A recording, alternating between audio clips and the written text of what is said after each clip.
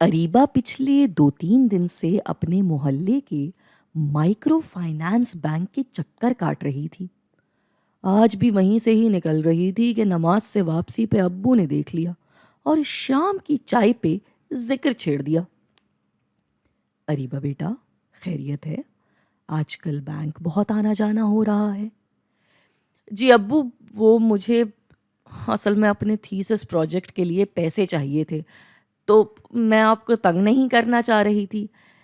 मैंने पे day loan के लिए अप्लाई किया हुआ है बैंक में। क्या बेटा?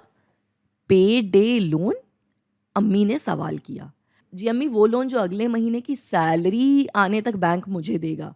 यानी जैसे ही अगले महीने की तनख्वाह आएगी मैं सारा का सारा पैसा बैंक को वापस कर दूंगी। अच्छा, तो इसके लिए क्या करना पड़ता है तुमको? अम्मी इस तरह के लोन के बारे में सुन के बदस्तूर हैरान थीं। हाँ, अम्मी कुछ ख़ास नहीं, बस जॉब का कॉन्ट्रैक्ट दिखाना होता है, अपनी तनख्वाह की पर्ची और बैंक अकाउंट का रिकॉर्ड। लोन के बदले बैंक बस मुझसे आगे की डेट वाला यानी पोस्ट डेटेड चेक ले लेता है और अगली तनख्वाह पे पैसे वापस। क्योंकि पोस्ट डेटेड चेक इसलिए कि अगर मैं अगली तनख्वाह पे पैसा वापस न कर सकी तो वो मेरे उसी चेक को कैश करवा लेते हैं और मेरे पास से पैसा कट जाता है।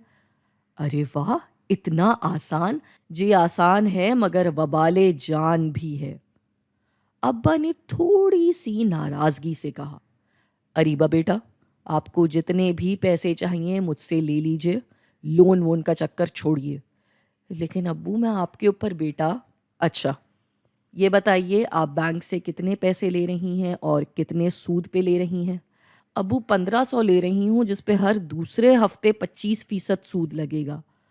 अच्छा, और फ़र्ज़ कीजिए कि आप अगले महीने पैसे न दे सकीं तो इन लोगों ने कितनी मोहलत देने का वादा किया है? अब्बू, 1 साल।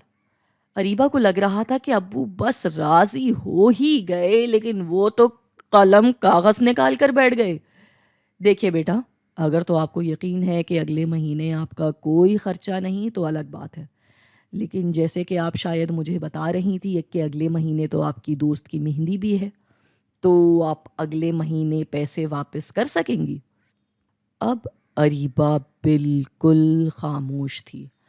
हम्म, साल में हुए 52 हफ्ते, लेकिन यहाँ सूद है 2 हफ्तों में, तो यानी 26 दफ़ा सूद लगेगा और 25% तो यानी साल के आखिर में सूद होगा 650%। चलो, इसका एपीआर भी निकाल लेते हैं। ये इसमें आया एक, तो ये हुआ ये, और ये एपीआर।